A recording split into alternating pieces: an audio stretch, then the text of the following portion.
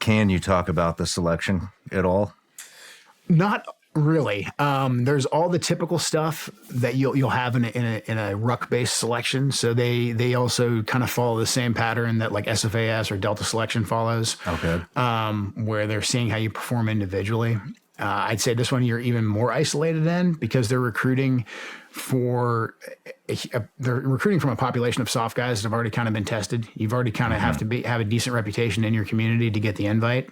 So they know that you can kind of perform well in a typical team environment. And so they take you and they're going to isolate you and they're going to have you do a lot of the typical land nav stuff. But then there's a ton of other challenges that even with like some of the best intel going into it, like you just don't anticipate. There was stuff in that selection process that I was like, I did not see that coming. Like that was really surprising and very well done too. So a lot of resources go into it.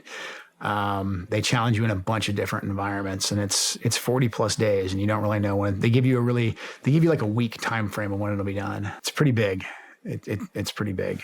There's classes where there's like one or two guys, that make it. I think we had 10 of us that made it through. And they take you off to a much more isolated place.